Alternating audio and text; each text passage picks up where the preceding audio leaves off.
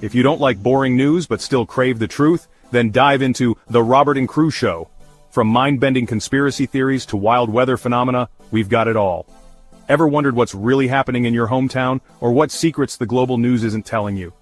We dig deep into the core of every story, unraveling the mysteries one podcast at a time. Join Robert and the crew as we navigate this vibrant, ever-changing cyberpunk landscape, bringing you interviews with the most intriguing minds out there.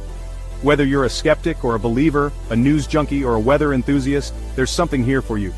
So strap in, listeners, because we're about to take you on a ride through the neon-lit alleys of truth and intrigue. This is the Robert and Crew Show, where the future meets the fantastic.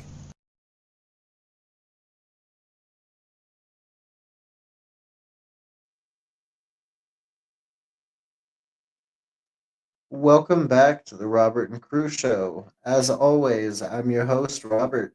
And I'm the co-host, Crew. And I'm your co-host, Julie. And tonight, we're going to be talking about what, Crew? Assassin's Creed timeline.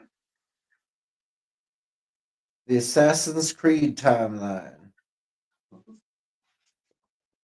And we're not doing it, but based off what game came out when, we're doing it the chronological order wise. Okay. So basically, each game came out in a different time period in the series.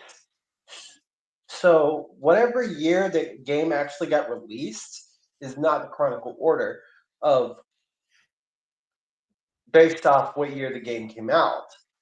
The chronological order is basically the time period in the game. Hey, Jamie, how are you? Hello, Jamie. Hi. So, I'm going to go ahead and read this real quick.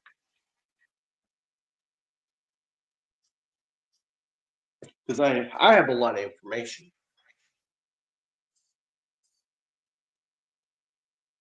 The Assassin's Creed series is a sprawling franchise with games spanning various historical periods, each tied together by a narrative involving the internal conflict between the assassins who fight for freedom and the Templars who seek control through order. Below is a list of the main Assassin's Creed games in chronological order based on their historical settings, along with brief description of each game's setting, plot, and key themes. I've focused on the mainline titles and major spin-offs, including minor mobile games or smaller DLC, unless significant. So, here is the first one that actually started the timeline for Assassin's Creed. So wait, are you telling me you're not going to talk about Black Flag tonight? Oh yeah, I'm going to talk about Black Flag. Okay, you better. Because that's the fourth game to ever come out. But, well, not the fourth game, but it's number 4. Assassin's Creed In the chronological order. No, not in chronological order, no. No? It's called Assassin's Creed 4 Black Flag, but it's not in chronological order, no. The first one on the list, which is the very first ever, not the first game to ever come out for Assassin's Creed, but it's the one that started the timeline, called Assassin's Creed Odyssey 2018, which that's when it was released. Setting ancient Greece. Oh yeah, the one in Greece. Yeah, yes. Time period is 431 to 422 BCE in the Peloponnesian War. Protagonists. You can either play as one of the siblings known as Cassandra or Alexios. It's a player's choice. So the plots, you play as a Mythios, which is a mercenary. That's what they call the Mythios. Or no, mercenary is a Mythios. Descended from the Spartan king, King Leonidas, navigating the war between the Athens and the Spartans. The story revolves around uncovering your family's past, battling the cult of Cosmos, a proto-Templar group, and discovering the secrets of the ancient Isu civilization through the spear of Leonidas, a powerful artifact. The modern day narrative follows Layla Hassan, exploring the protagonist's memories via the Animus. Key themes: choice-driven narrative, first in the series, family, legacy, and the origins of the Assassin Templar conflict. Heavy RPG elements with dialogue choices and branching paths. Gameplay: open world RPG with naval combat, exploration, and mystical elements, fighting creatures like Medusa. So this one, you don't just fight Medusa. You fight like a lot of the you can fight Cyclopses. You can fight a Sphinx. You can fight if you don't pass the Sphinx's Mythical creatures. mystical creatures. Yeah. Now, the one thing is, if you don't pass Sphinx's riddles, you have to fight the Sphinx. So the Right. Cyclops a dinosaur? No, a Sphinx is a Yes, but a cyclops. oh, Cyclops. A Yeah. Cyclops is a Yeah. giant with one eye. Okay. Yeah. Cyclopses are actually the children of Poseidon. Now, the cool thing about Odyssey, which I do have that game, which I can download at any time, and I have the Fate of Atlantis DLC. The Fate of Atlantis DLC. This one is where whoever character you chose to play as, you go into this world that you go into the underworld. You go the good one where all the heroes go, which is what was that one called? It was starts with an E.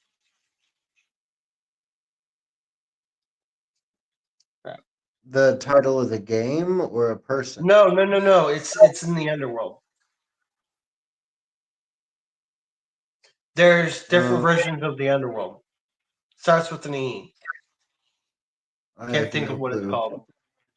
Well, anyways, you go there, and then you have to fight the three-headed dog, Cerberus. Oh, Serpent. Yeah. And then Hades?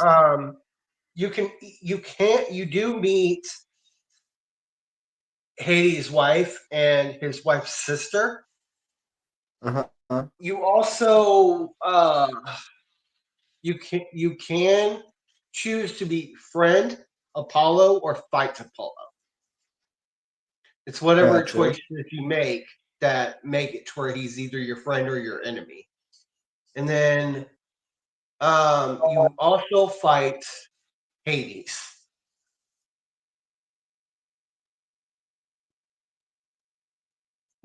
Yep.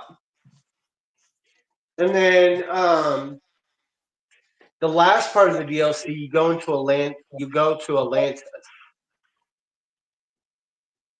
which is pretty cool. And that's the one thing that was one of my all-time favorite Assassin's Creed games was Odyssey. Is the Atlantis the one underwater? Yes. Okay.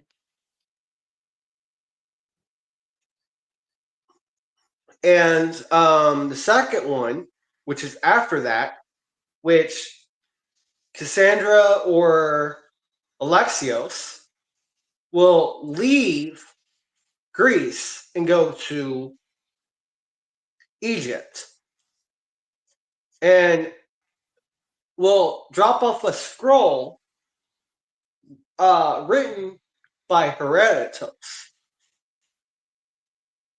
And it's about either Cassandra or Alexios' the conquest, their journey as of sorts.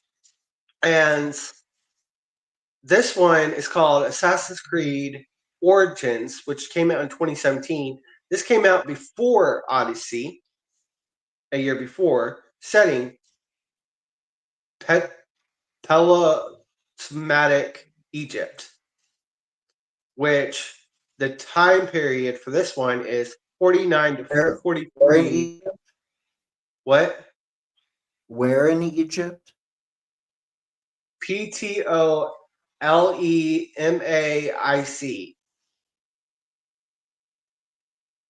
Okay. I don't know what that spells. I don't know either. Gotcha. I'm going to just say Ptolemaic Egypt, I guess is how you say it. I don't know.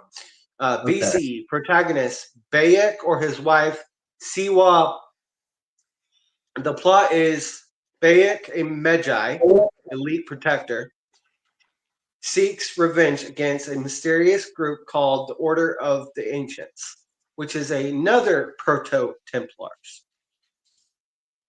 After a personal tragedy, which basically I'll explain, the Order of the Ancients killed their son.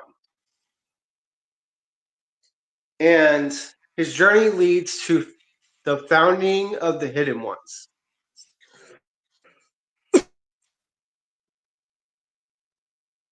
To the Assassin's Brotherhood, which that's basically the start of the Brotherhood. The Assassin Brotherhood, basically.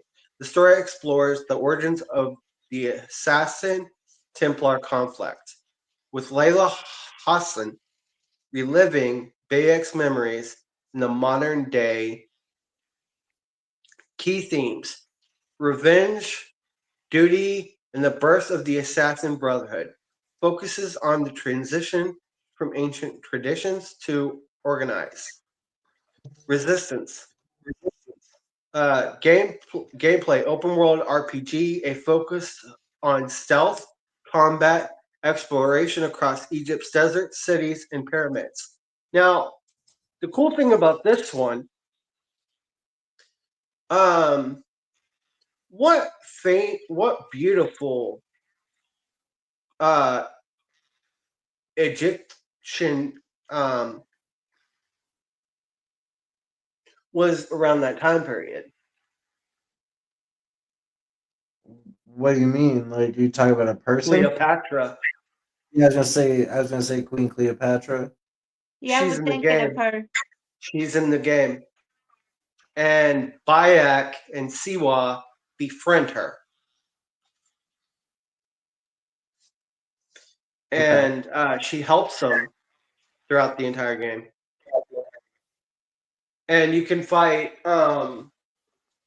Egyptian gods. Yeah.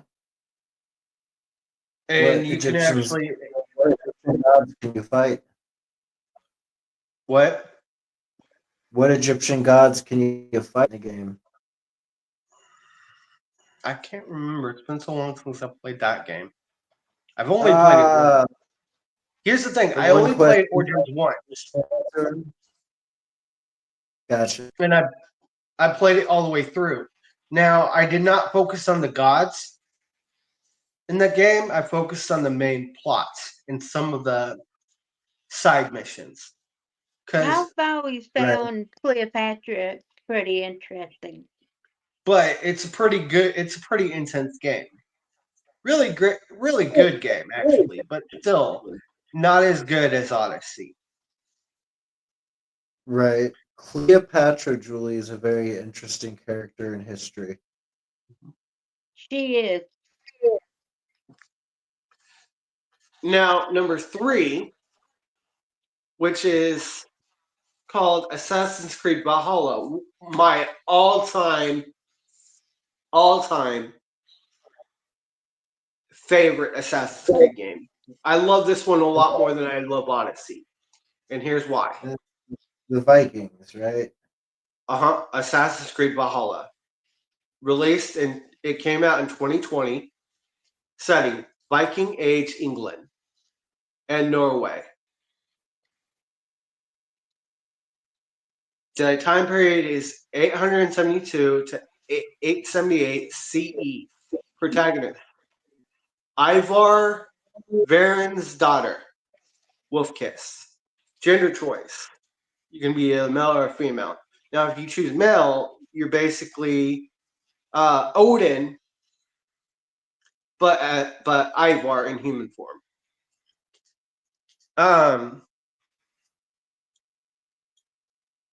Plot: Ivar, a Viking raider, leads their clan from Norway to England to build a new home. They confront the Order of the Ancients while forging alliances with Saxon kingdoms and Norse clans. Story ties into Isu mythology, with Ivar's connections to Odin playing a significant role. Layla Hassan continues her modern-day arc, delving deeper into ISO technology, key themes: Viking culture, conquest, identity, and the balance between freedom and order. Explores Norse mythology alongside assassin lore. Gameplay: open world RPG with settlement building, raiding, and mix of stealth, combat, and exploration. Now, the cool thing about this one, you get multiple different maps of England, Norway, Ireland, France, and Finland. Okay. And the reason why France is because there's a DLC where you actually, the Battle of Paris, around that time period, when the Vikings, tried to take over Paris and France. And basically, there's other DLCs. One for Ireland, which is a DLC where you actually get to fight druids in that DLC. The Dawn of Ragnarok is an awesome DLC. You actually play as Odin, and you get to fight Ragnarok in the battle of in Asgard. Right. And how does that all relate back to the normal Assassin's Creed? how does it relate? Yeah. Okay, so basically, everything that's happening around Valhalla, the game Valhalla, all ties down to Ivar being a Okay, so basically how they worded it is there's certain characters in that game who were once originally gods, were reborn as mortals. Right. So if you get what I'm saying, that they were okay, I'm going to use like a China reference. What is one thing that Chinese believe? What? When you die, you come back. What is that term? Do they believe in reincarnation? Yes, Chinese do. So reincarnation happens. The North gods died. The North gods died and came back as mortals. And basically, Ivar when he got bit by a wolf. That's why it's called Ivar the Wolf Kissed. Right? Right. Odin is alongside Ivar, helping Ivar along his journey, or her journey, whatever gender you choose. And basically, it all relates to, it all goes down to Ivar doing a lot of assassin missions because he has two Brotherhood members in his clan. One of them turns out to be evil. Because apparently that one actually was the reincarnation version of Loki. And it gets intense. But yeah, you get to fight a whole bunch of different you get to do raids in cities. You get to it's really great game, and you get to actually do wars. 10 out of 10. Great game. So I've only played a couple of the Assassin's Creed games. I haven't played all of them. Well, I recommend you check out Valhalla. You would fall in love with it. It's that, and I already know you love Origins because it's Egypt. Right. Now this one is number 4, the very first ever Assassin's Creed, called Assassin's Creed. Came out in 2007. Setting: Holy Land, Jerusalem, Acre, Damascus. Thank you. 1191 CE. Third Crusade. Protagonist: Altair Ibn la Ahad. Plot: Altair, a disgraced assassin, must redeem himself by assassinating 9 Templar targets to disrupt their plans from control using an Isu artifact called the Apple of Eden. The modern-day story introduces Desmond Miles, a bartender forced to relive Altair's memories through the Animus to uncover secrets for the Templars and assassins. Key themes: redemption, loyalty, and the moral ambiguity of the Assassin-Templar War. Establishes core series lore, gameplay, stealth, action with parkour, social stealth, and targeted assassinations in open cities. So, Desmond Miles goes into the Animus, right, and sees his ancestors. Yep. History. So he's actually related to Altair. And he, from the first to the third, is all his entire story. He's going in the Animus, reliving all his ancestors' story throughout the Assassin's Brotherhood. Yeah, that's one of the ones I played because Altair. I remember the name Altair. Mm-hmm. And then this one, number 5 on the list, Assassin's Creed 2, came out in 2009. Setting: Renaissance Italy. 1476. Right? What?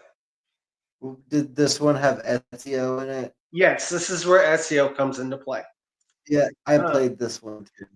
I loved Assassin's Creed 2. This one, the time period for this one is 1476 to 1499 CE. Protagonist: Ezio Altair.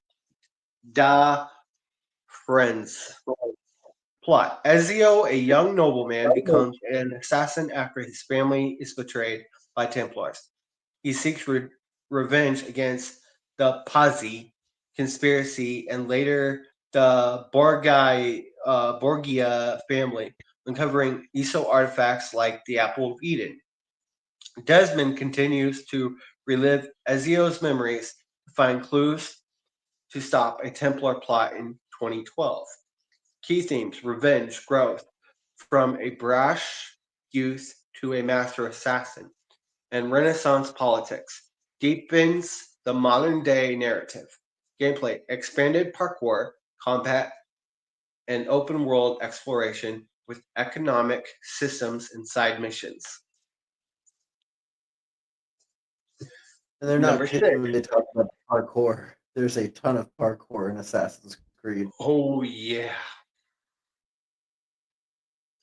There's these guys on YouTube who literally dress in Assassin's Creed garb and run around different parts of Europe and do parkour everywhere, and it's absolutely hilarious, and I love it.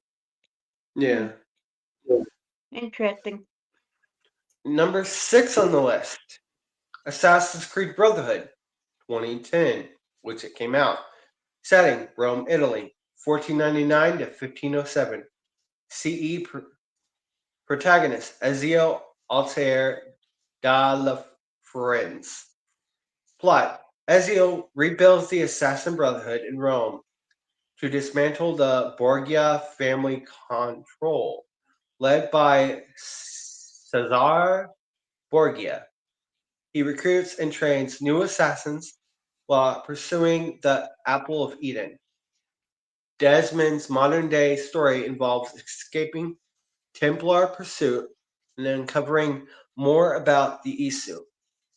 Key themes: leadership, brotherhood, and resistance against tyranny. Expands on Ezio's charisma and influence. Gameplay: introduces assassin recruitment and multiplayer with a focus on liberating Rome through missions and renovations. Number 7, Assassin's Creed Revelations, 2011. Setting: Constantinople Constantinople, Ottoman Empire. Constantinople and the Ottoman Empire. Yeah, 1511 to 1512 CE, with flashbacks to Altair's life in 12th to 13th century Mashaf. Protagonist: Ezio Altair da Firenze, with playable Altair segments.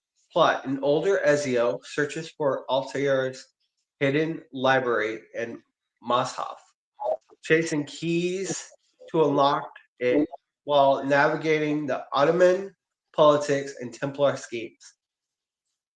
The game ties Ezio and Altair's stories together, with Desmond in a coma exploring his own memories and the Animus. Key themes: legacy, wisdom, and closure for Ezio and Altair's arcs. Explores the Selical nature of the Assassin Templar conflict. Gameplay adds hook blade mechanics, bomb crafting, and tower defense elements, with a focus on narrative depth.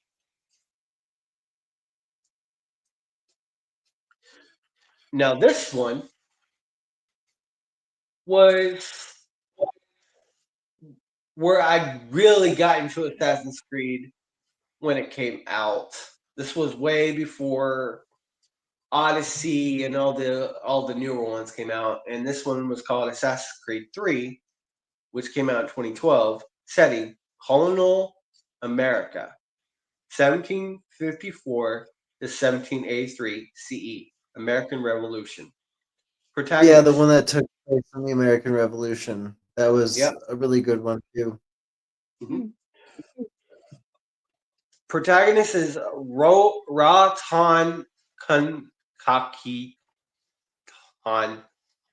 I guess that's how you say his name. It's really hard. It's a Native American name. I cannot pronounce it, so that's how I'm just gonna say it. Or his American version name, Connor Kenway. Plot: Connor, a half Mohawk, half British assassin, fights Templars during the American Revolution, targeting key figures to protect his people and aid the patriot cause. The story explores the complexities of freedom and loyalty, with Desmond racing to prevent a global catastrophe in 2012. Key themes: freedom, cultural identity, and the moral grayness of war. Ties the modern day arc to a climatic moment. Gameplay: naval combat introduced, open world exploration, hunting, and a focus on large scale battles. Now, I thought this game was cool because the fact that they had George Washington, you got Samuel Adams, you got Benjamin Franklin in the game, and you start out as Connor Kenway's father in the beginning, and then you play as Connor, and Connor becomes an assassin right then and there. And you get to like run all over colonial America, which is pretty cool. Mm-hmm. During the Revolutionary War, and you actually lead. You lead the Yankees, or no, not Yankees. The Americans fighting the British. Right. And you get to do a mission like the British are coming, kind of like mission. Yeah, like the when Paul Revere was doing that whole Revere. Yeah. Yep. He helps Paul Revere in that mission, which I thought was pretty cool. No, That sounds cool. Yeah, I've always liked those type of settings.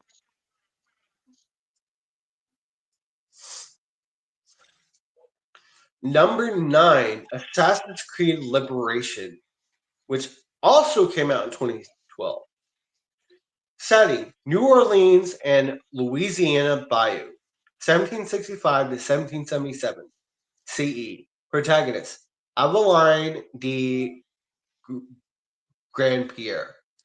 Plot: Aveline, a French African assassin, fights Templar influence in New Orleans while navigating her dual identity in a slave-owning society. She uncovers a Templar plot tied to Spanish control of Louisiana.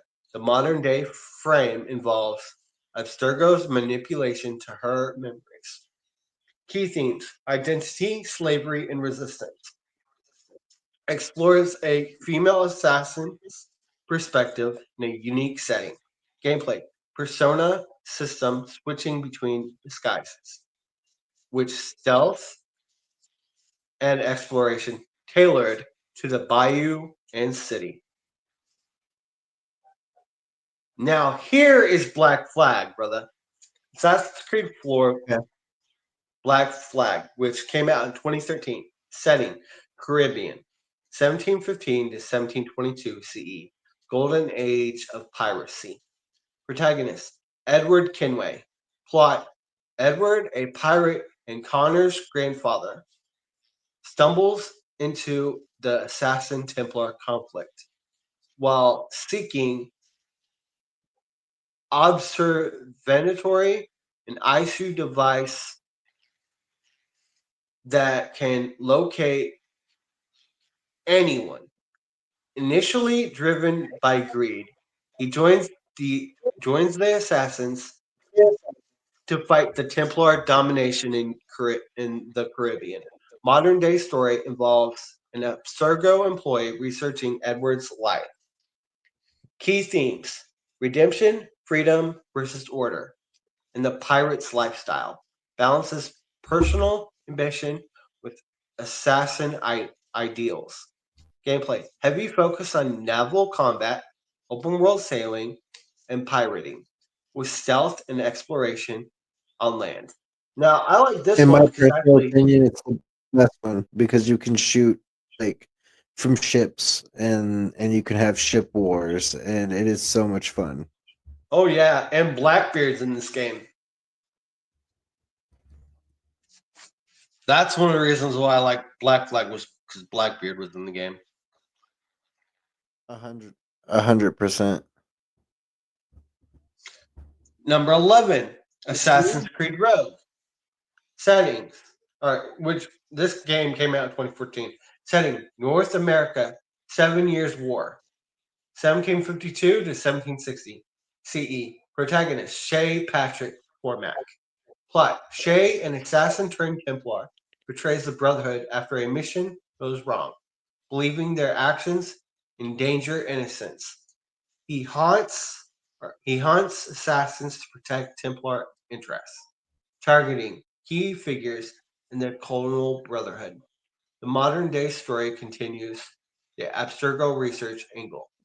Key themes: loyalty, betrayal, and the Templar perspective. Shows the moral complexity of both factions. Gameplay: similar to Black Flag, naval combat, but with a Templar-focused narrative and new weapons like grenade launchers. Grenade launchers. Boom. Number 12, Assassin's Creed Unity, which came out also in 2014. Settings: Paris, France, 1789 to 1794 CE, French Revolution.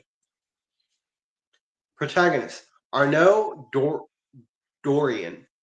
Plot: Arnaud, a young assassin, seeks redemption after a personal tragedy by navigating the chaotic French Revolution. He uncovers a Templar plot to control the revolution's outcome while romancing Elise, a Templar. The modern day story is minimal, focusing on Abstergo's Helix system.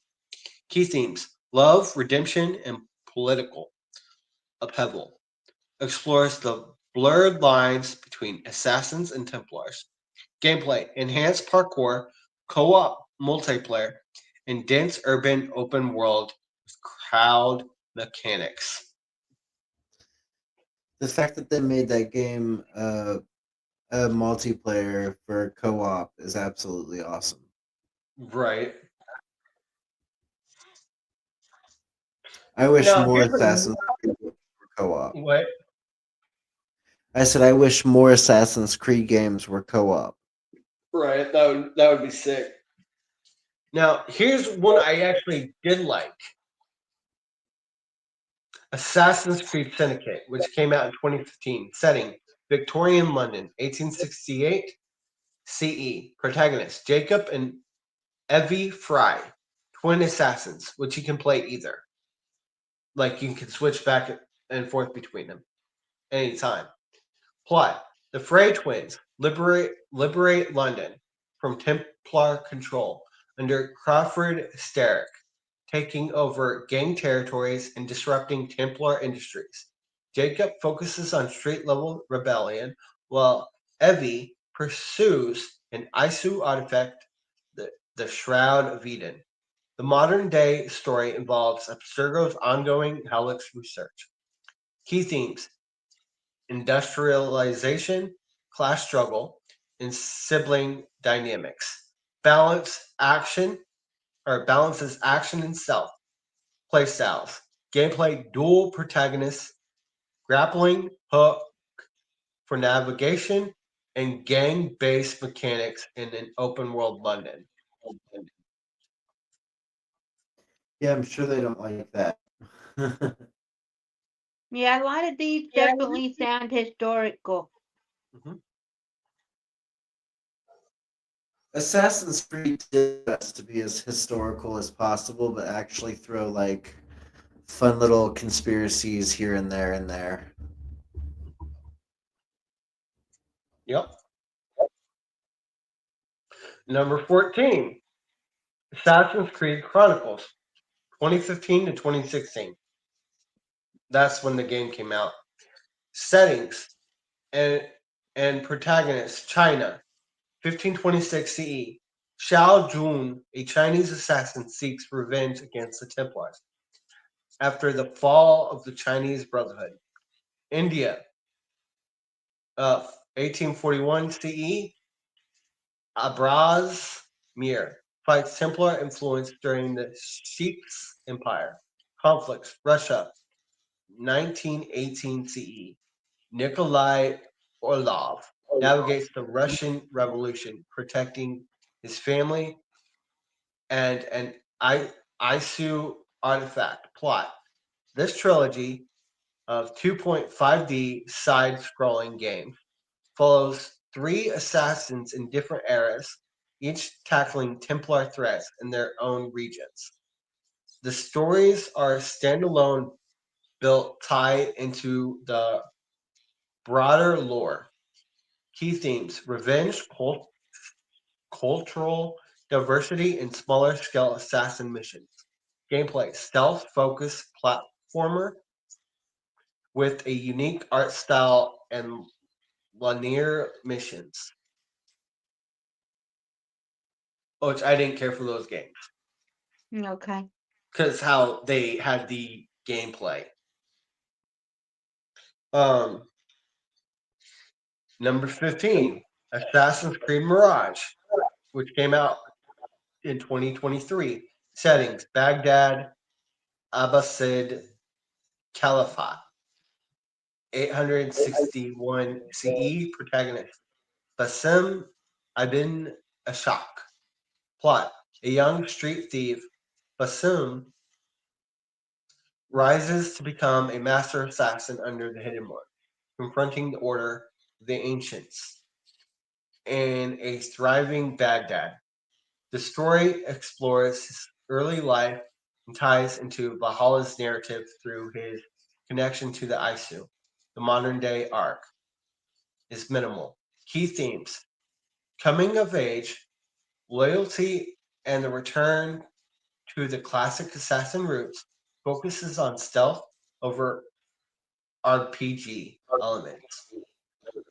Gameplay: combat open world with a focus on stealth, parkour, and classic assassination missions. And then, last thing I have on here, note for notes: Chronicle order versus release order. The above list is ordered by historical setting, not release date.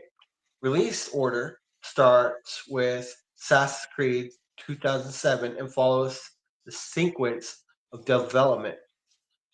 AC1, 2, Brotherhood, Revolutions, 3, Black Flag, etc. Modern day narrative. Most games include a modern day storyline involving the Animus, a device that lets users relive ancestral memories. This connects Yeah, the it's historical. basically the Animus is basically like them plugging into the Matrix. Yeah. The historical plots to the ongoing Assassin Templar conflicts in the present, though its prominence varies. Stronger in early games, lighter in later ones. Upcoming titles: Assassin's Creed Shadows, set in late light set in feudal Japan, 1579 to 1600 CE, is slated for release in this year. Focuses on dual protagonists, a shinobi and a samurai, which is a guy or girl, during Oda Nobunaga's era. If you want more details on this or other upcoming projects, I can search.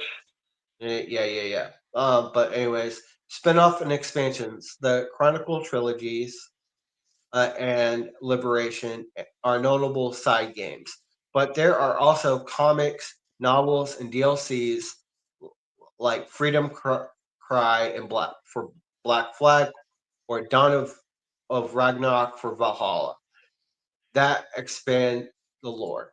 And they also came out with the live action movie The movie was called good. Assassin's Creed with the guy who was played by No, the guy who played Magneto, the younger Magneto in the X-Men series. Right. Elm Which Street that says movie, Valhalla was great, but Mirage was decent too. yeah. I mean, I haven't played Mirage, but I did watch gameplay for it, and I thought it was pretty decent. A lot of fans did not care for it though. But yeah. So with the live action Assassin's Creed movie, it flopped, and they could have done so much better, and they didn't even focus Oh, I on. enjoyed it. I No, actually no. enjoyed it. Here's I why thought it I was hated good. it. I mean, yes, it followed the Assassin's Creed, kind of like story, but they did not put the right characters in the movie. If you get what I mean. Yeah, I mean it's all the way you see it. It's all like the way that they push out a film and expectations that certain people have for the movie. It's not always going to be up to somebody's expectations. I thought Right. Assassin's Creed was pretty good, in my personal opinion. I thought they did a good job showing the Animus and its abilities. I thought the story could have been a bit better, but I thought the action and the drama was just almost practically perfect. Oh yeah. Don't get me wrong. That part was good, but the story in the movie could have been way better. Elm Street said that Mirage lost him with the Order of the Ancients. Yeah, it kind of lost me too when I was watching the gameplay for it. I was like, wait, what? But okay, so you know how in Assassin's Creed they lose a finger? They don't have a finger right here. They don't have their Yeah, little their finger. index finger. Yeah. Um, because of the blade. Yep. It explains why in Mirage. Though they And all they make cut it they cut after off the tip Mirage. of They their make finger. that a traditional thing. Yeah, they cut off the tip of their fingers for one of their fallen ones, right? Mm-mm. No, is that not right? No. Basically, what happened was Bassam when he when he did this, like did this to get the um The blade blade out. out, It cut his finger off. right? So they made that a Assassin's Creed thing or Assassin's Brotherhood thing. So it's like it's something you have to do in the Assassin's Brotherhood. You automatically have to do So it, you have to but then cut your finger off. yeah, you have to cut your finger off. But then later on, they stopped doing it in like the modern Yeah. day era. But that's what I have on the Chronicle Order. But I do got some characters to talk about. All right, Okay. so I'm going to bring up the main characters real quick. You got Desmond Miles. He's the of the modern day in the original games. The protagonist of the first 5 games, a descendant of various assassin line lineages, he's a complex character who undergoes significant development throughout the series.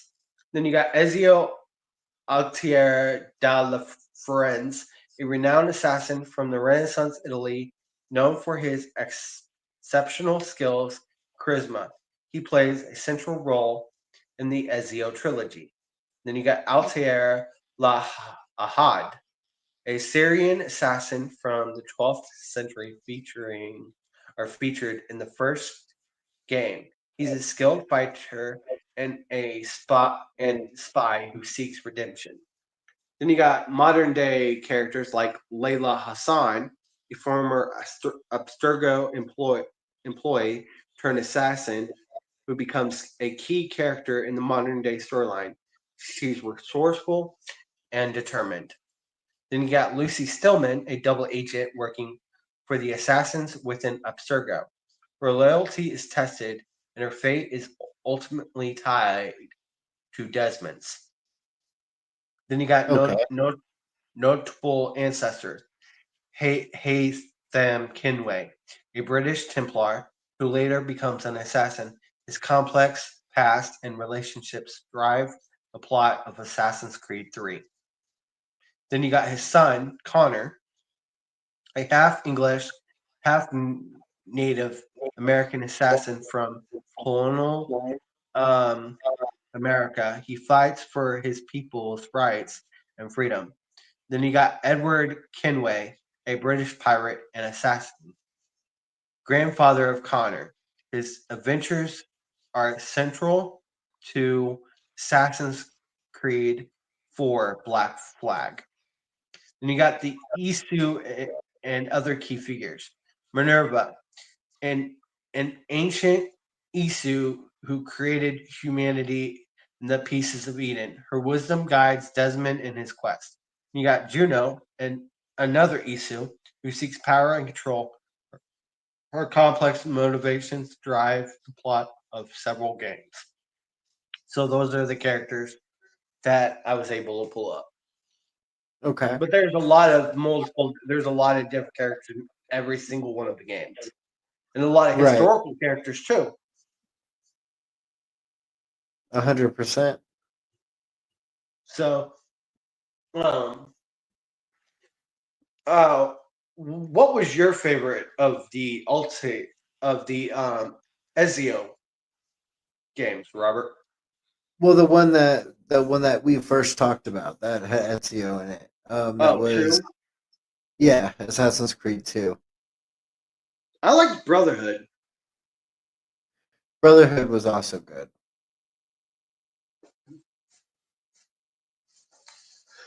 I like the historical value of it. Mm-hmm. Especially with it being in Italy and all that. In Egypt, that's pretty cool. Oh, Origins, yeah, that one, yeah. But anyways, we got some videos for you guys tonight. Yes, we do.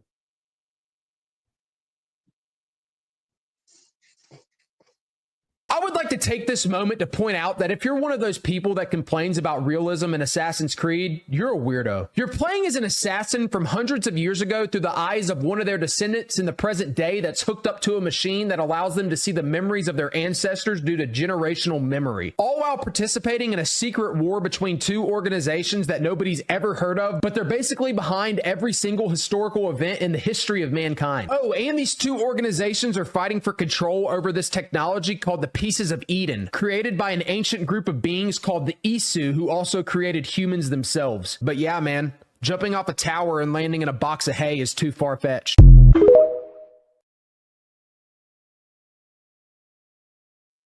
They actually had an episode of something that I watched on YouTube where they actually did the Assassin's Creed jump, where they jumped from 25 feet into hay, and it works. Like, you can actually do it. Like, you could get hurt in theory, but you can actually do it. The hay will break your fall, but you need quite a bit of hay.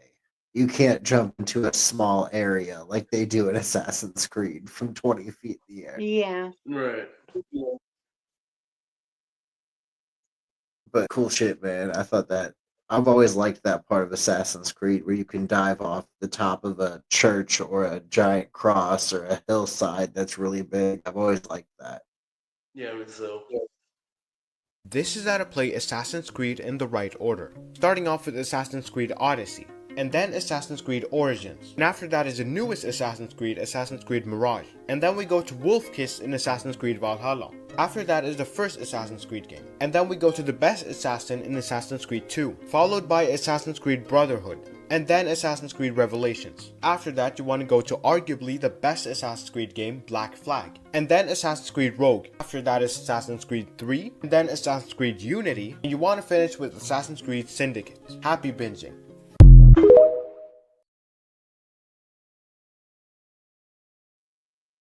Elm Street said definitely not a compacted haystack. No, you don't want to jump into a compacted haystack. That's going to feel like concrete. that will feel like concrete. Oh yeah. Revelations was horrible. Yeah, I'm not a fan of Assassin's Creed Revelations myself.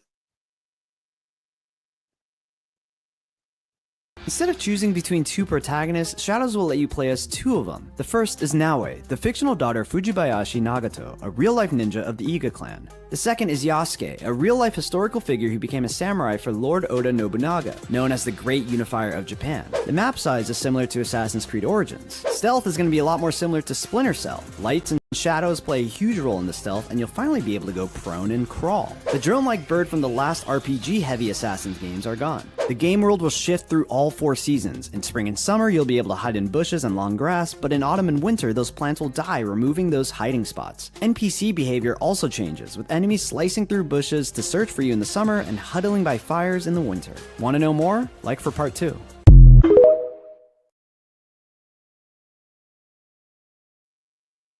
That sounds like a trip.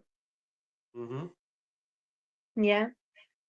In Assassin's Creed Odyssey, you play as either Alexios or Cassandra, mercenaries with a mysterious family background.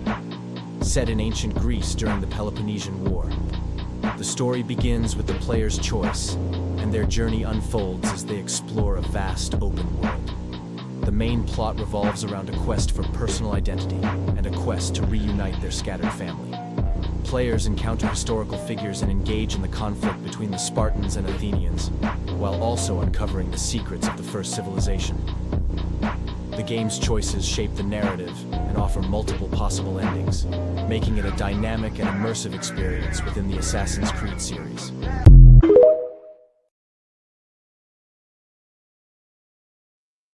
One of my all-time favorites. See, I need to play that one. I love that game. I need to play it. I haven't played that one.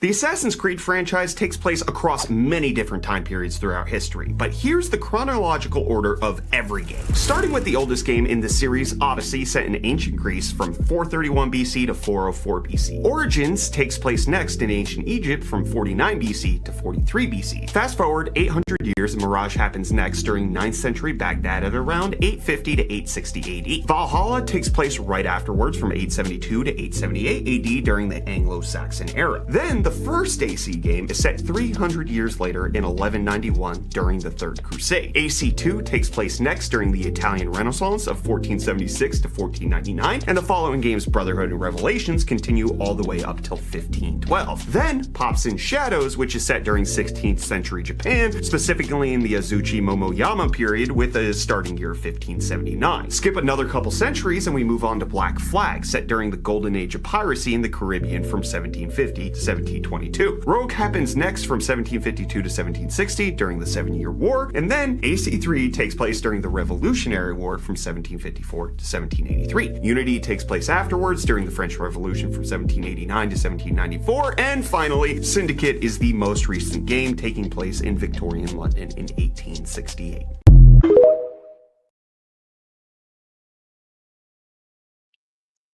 Same here. I love anything Viking related. Yeah, Vikings are cool. Yeah. Why in Assassin's Creed do most assassins not have a ring finger? It all started with Darius, the creator of the Hidden Blade, who used it to kill King Xerxes. However, it wasn't all that hidden at first. Darius wore it on his forearm, which exposed the blade, similar to how Eivor uses it in Assassin's Creed Valhalla, and this way it posed no real danger to the user. Fast forward about 400 years, Bayek, the founder of the Assassin's Creed, received the Hidden Blade from his wife Aya to aid in his quest for revenge. Unlike Darius, Bayek opted to wear it on his wrist for a more discreet approach. During a battle, while assassinating a target, Bayek accidentally triggered the blade with his fist clenched, causing him to lose his ring finger. This accident eventually became a symbolic ritual for new recruits, representing their commitment to the creed, though it was never a requirement. Later, Altair left instructions that Leonardo da Vinci would eventually follow to modify the blade, making it safer and allowing assassins to use it without losing a finger. Despite the improvement, many assassins continued to follow the tradition accidentally set by Bayek.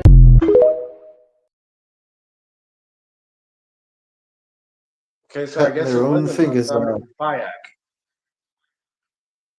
Yeah, cutting their own fingers off. I know you're not gonna let me leave. So why not tell me what's going on? Humor me. I'm not an idiot, Mr. Miles. I think you've already learned quite a bit. I don't know what you're talking about. Of course not.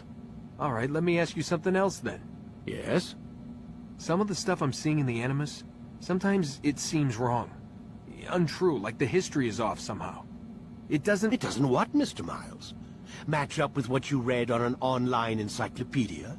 What your high school history teacher taught you? Let me ask you something. Do these supposed experts have access to secret knowledge kept hidden from the rest of us? There are books, letters, documents, all sorts of source material from back then. Some of it seems to contradict what the Animus is showing me. Anyone can write a book, and they can put whatever they want on its pages. Anything. Used to be, we thought the world was flat. Some people still do.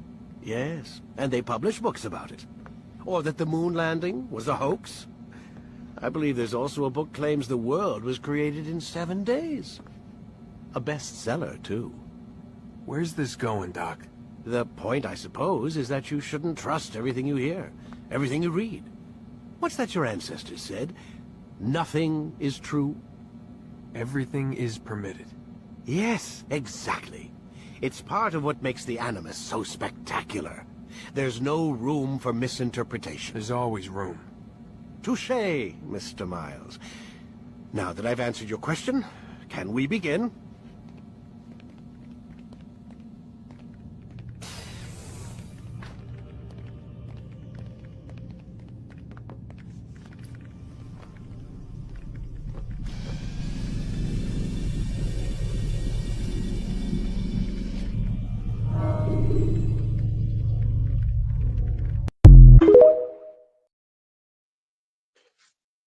So Abstergo in modern day is actually the Templars.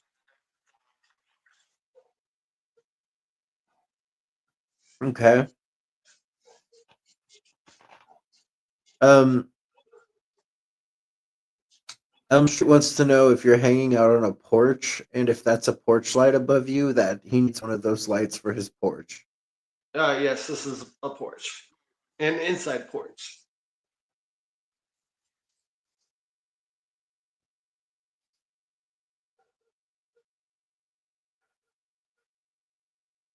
He also said that was one of the best scenes of dialogue in the whole series, and that he doesn't know this one.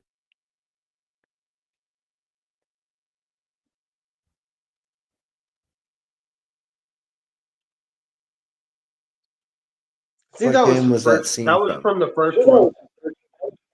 Yeah, that was from the first one.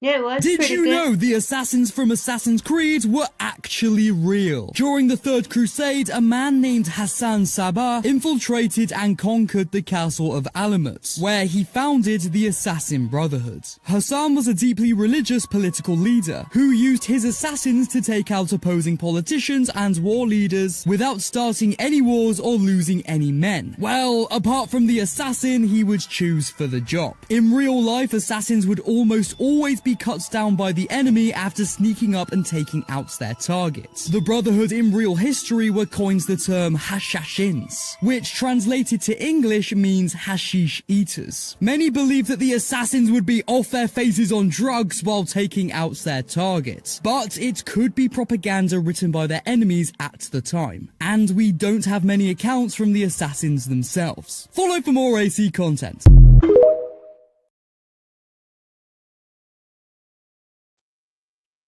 What were you trying to say, Julie? That the video before this one was pretty good. Yeah, it was a good video. It had a lot of information, and the one that we just saw is hilarious. That their name translated into hashish eaters. So they thought that the assassins were high as hell off hemp while or cannabis or whatever you want to call it while running around getting their targets. That's Right. interesting. You reek of mortal. Hades. The last mortal to dance with Cerberus and live was Heracles. But then he had Athena and Hermes wrapped around his mighty finger. So tell me, who's wrapped around your finger? Which god helped you slay my beast?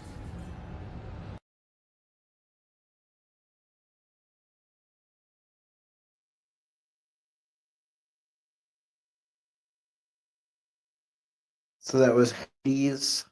Mm-hmm. Was he talking about Cerberus? Yep.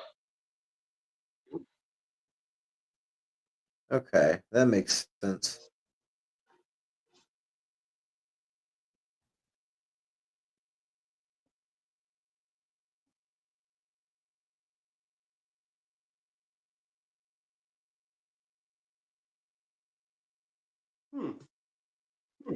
Interesting.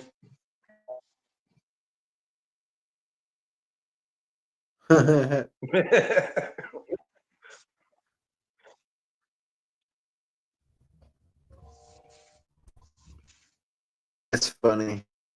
Yeah.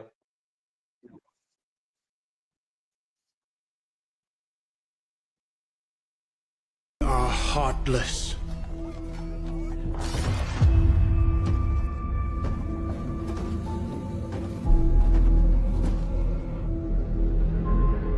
Godless barbarians.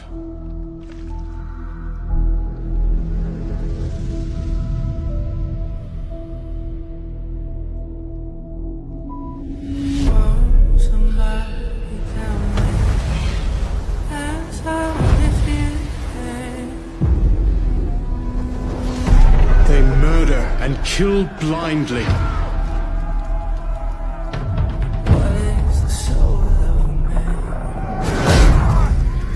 They scar the lands of England.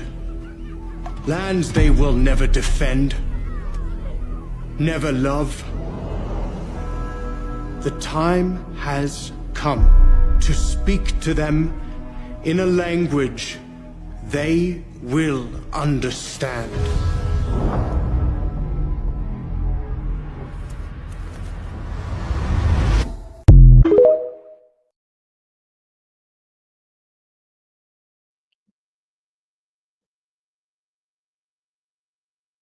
Valhalla was wonderful.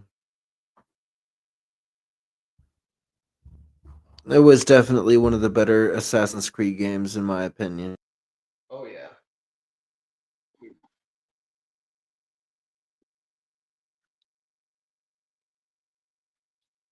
We need a Valhalla one. Oh, spoke too soon. WWE. This game destroys PCs compared to any other Assassin's Creed game. The optimization was horrible, though. Valhalla was great, though. The game was great. I'm sorry, you PC users.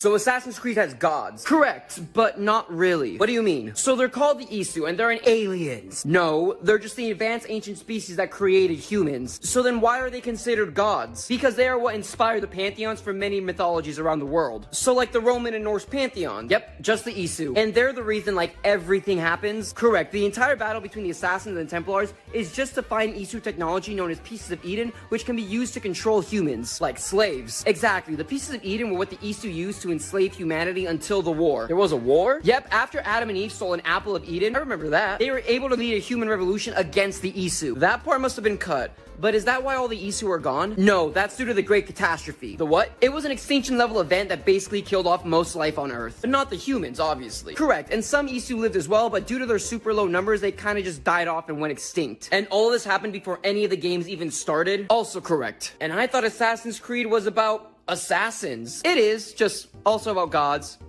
and assassin gods. What? So in order to survive the Great Catastrophe, some of the Isu used the Yggdrasil. The World Tree? Correct, except in the games, it's a supercomputer that can take the consciousness of Isu and upload it into a human body to later be reincarnated. What are you even saying right now? That's why in Assassin's Creed Valhalla, we actually play as the reincarnation of Odin, and in Assassin's Creed Mirage, we are playing as the reincarnation of Loki. What the fuck?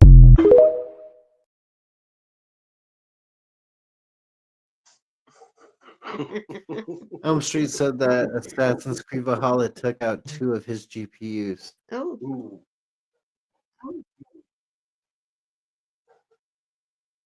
Crazy. The game must have been hella killer for the computer system. Too crazy graphics. Did you know in Assassin's Creed, the meaning behind Connor's name is actually very tragic? Connor's real name is Radun Gaherdon, but when he went under the wing of assassin Achilles Davenport, he was given the name Connor to supposedly appear more inconspicuous to the enemy. That is true, but the reason why Achilles chose the name Connor is heartbreaking.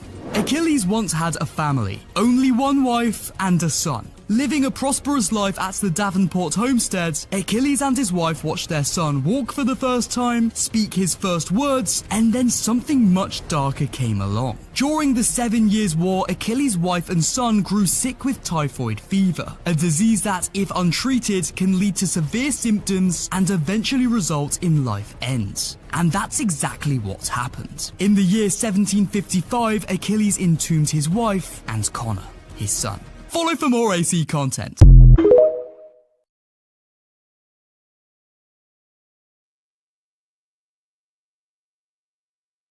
That's sad. Yeah. But that was the last of your videos, brother. That one reminded me of. Makes me wonder if I watched somebody play that game. Cause that one seemed more familiar. Cause I never really played, but I used to watch people play all the time. But that one seemed familiar.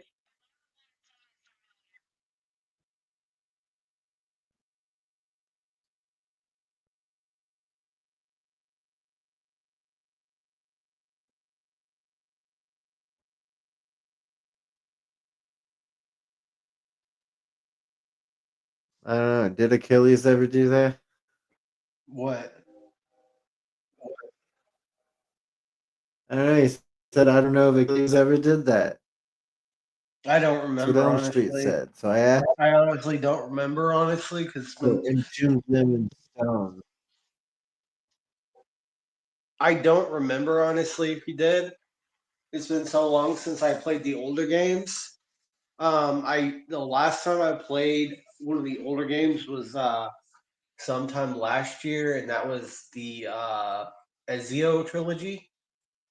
And Right. I played a little bit of the second one, and I was like, I'm bored.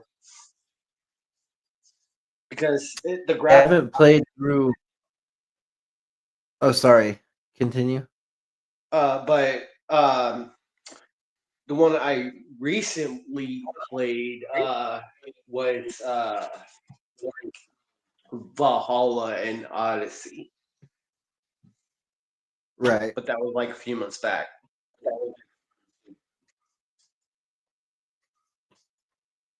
The last Assassin's Creed game I ever played was Assassin's Creed 2.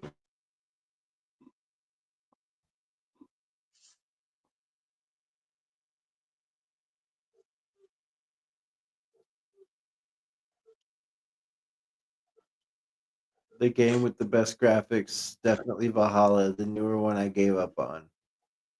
Yeah, Mirage, I mean, they could have done so much better on. Shadows, I'm excited for because it's in Japan. But Valhalla, It looks like 10 out of 10. it looks like fun. It looks like the one that looks like in Japan or whatever. Are we gonna get to play as like a samurai? You get to play as a samurai and a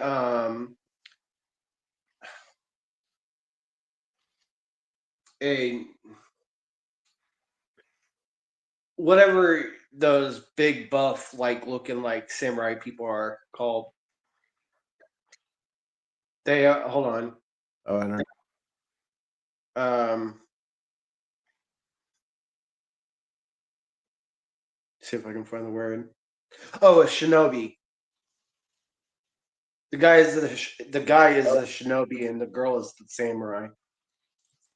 Yeah, a shinobi warrior. Mhm. Crazy stuff. Mhm. See, I can't wait till that comes out because I'll play that. And it's coming out this year. Yeah, that's cool.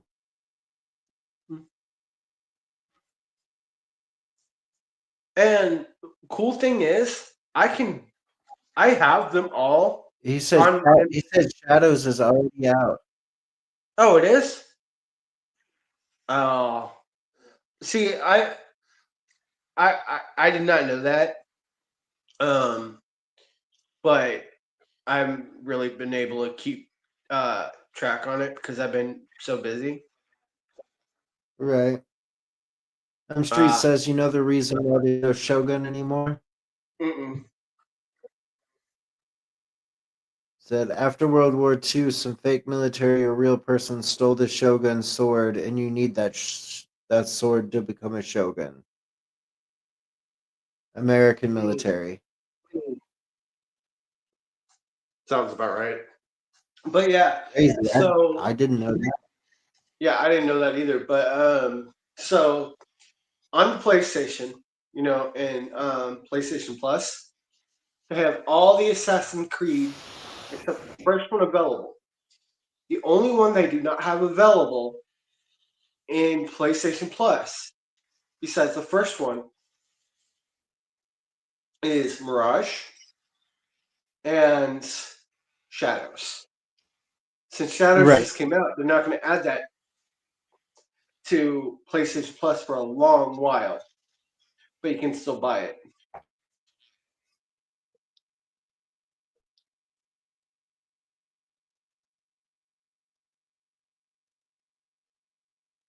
Yeah, the U.S. government claims they never did, but Japan is scared if someone ever gets a hold of that sword. Crazy. Yeah. And we're gonna find that sword at a pawn shop one day. Somebody's not even gonna know that they have it, and they're gonna take it and sell it off to a pawn shop one day. Watch.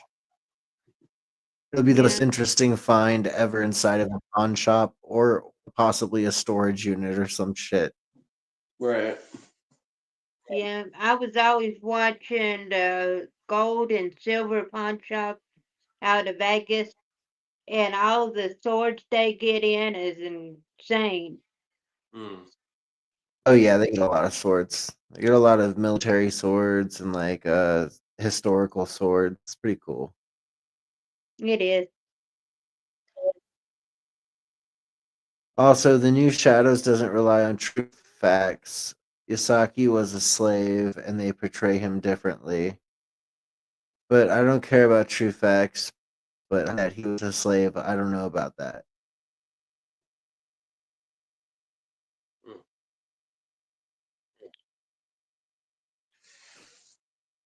But yeah, the Assassin's Creed games, the series is so phenomenal. I mean, yeah, they had some Saki ones, but the just the games in general are so great. The history in the games so great. The stories great. Some of them lacked. A lot of them did well, very well. And Valhalla is going to be the best one of all time, no matter what. Yeah, I mean, games are gonna have their ups and downs, especially a game that has more than 3 games. Like, usually a trilogy of games is like whatever, they can make them pretty good. But once you go past a trilogy, you gotta keep up and make the next one better and make the storyline more enthusiastic for people that want to play for the story and more appealing. And if you can't do that, then you lose people's interest. And I feel like Assassin's Creed had some hit or misses, but the majority of their games were hits, not misses. Mm-hmm. That is true.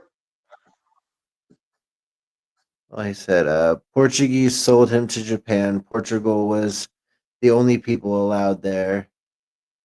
How about we ask, what do you guys think the next one's going to be about or want it to be?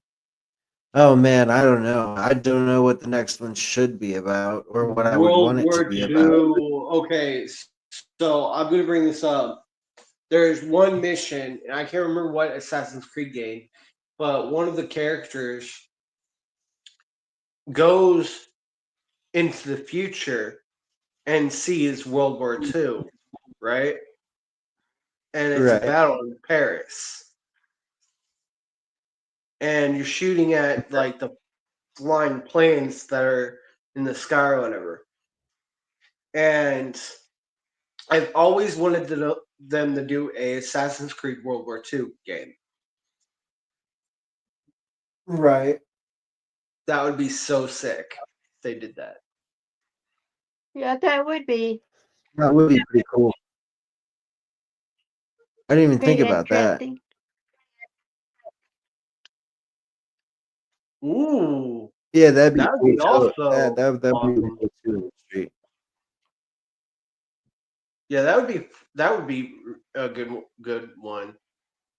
Oh, since we're on the Assassin's Creed topic, they made a game similar to Assassin's Creed, right? Where this boy Okay, goes into something kind of like the Animus and goes back in time during the times of Jesus. Right. And the game's not released yet, but the teaser to the game, the teaser trailer was actually pretty cool looking. Ooh, yeah. I like that idea. Anything that But- deals with the Amazon, I'd be into. Yeah. That'd be good. Or Wild West. Yeah, Wild Yeah, West is Indians and always a good one cowboys. to do.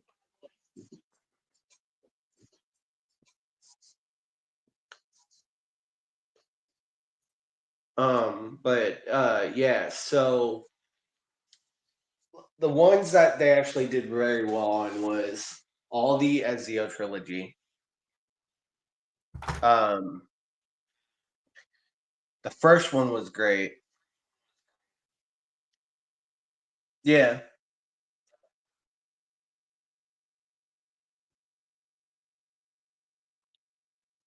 Yeah, that is true. So the Ezio trilogy was great. I love the Ezio story. Altair in the first one, and then part of Revelations was okay. But Black Flag was great just because of the naval battles. The Black Flag like you took said, the cake for me. what? I said Black Flag took the cake for me. Yeah. I loved Rogue. Rogue was great. That was a great one. Yeah, Rogue was a pretty cool game. Yeah. Then you have Origins. Great story. Great open world. It was I didn't really care for the side missions. I cared more of the main story to the game. That's what I cared more about. But when it came to Odyssey, everything about Odyssey was so fantastic. The story, the gameplay, the side missions, the characters, and just in general, everything you could do, whatever choice you made, you had different endings to go about. You could make it to where you either save your sister or save your brother, or kill your brother or kill your sister. Right. You could also make it to where you could save your entire family or not. And Valhalla, everything about that game was just fantastic. Mirage flopped majorly. Shadows, can't wait to check it out. I've been wanting to play that. Elm Street says there's a Wild West story called Red Goat or Ghost. Maybe, I don't know, maybe it's Red Goat. They claimed they saw a skeleton riding a camel. Someone shot it down one day and found a skeleton and barbed wire to it, and it was red because of all the dried blood. Crazy story. Had to share it. I've Said heard that. Yeah, I've that's actually crazy. watched a show about that. That's crazy. I've never heard that before. Oh, and But Syndicate was another good one. Yeah. Assassin's I Creed think it was Syndicate. on Ghost Stories of Texas.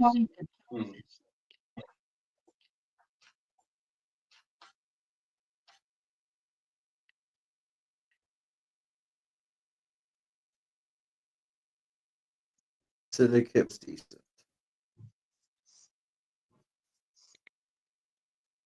The only thing I didn't like though about a lot of the newer Assassin's Creed games, What?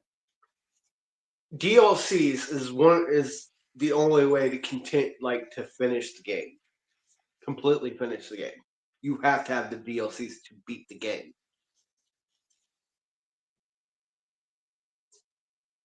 Because when you get to a certain spot in the game, it just stops at a certain point. Right. Elm Street wants to know what the top 3 Creed games are to you, crew. Number 1 would be Valhalla, Odyssey, and it's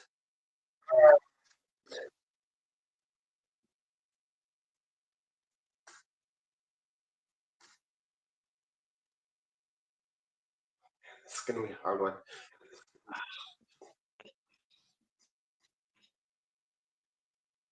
Black Flag. I was thinking of that. Yeah.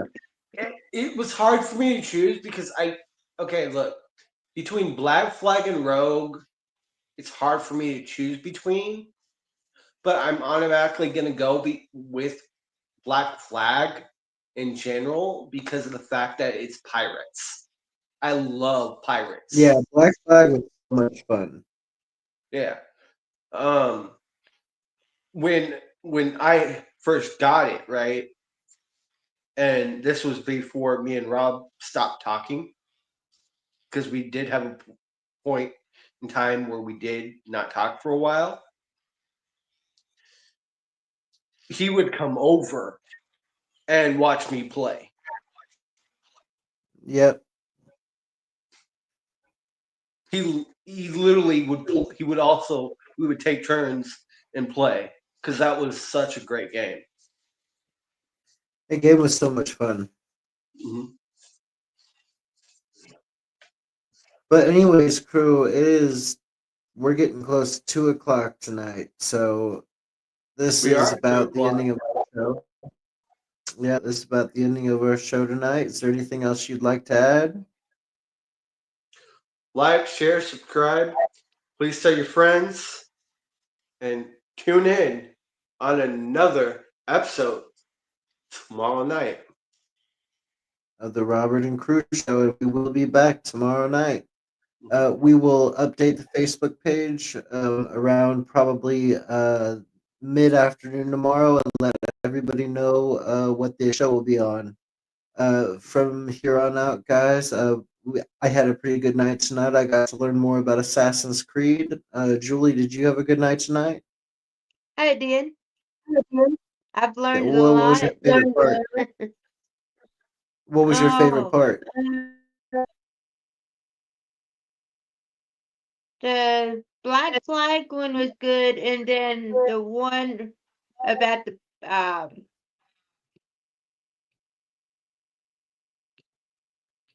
oh,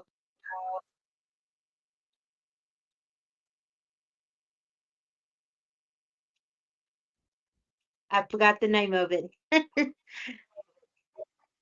But the one I we all gotcha. liked about the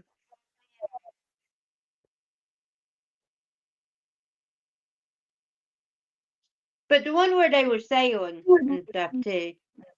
Oh, Yeah, Elm Street said the Greek one was the one you were talking about Yeah, earlier. yeah, yeah. Odyssey, an all-time classic.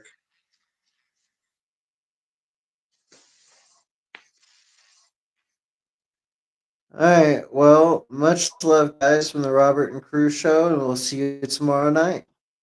Peace out, guys. If you don't like boring news but still crave the truth, then dive into The Robert and Crew Show.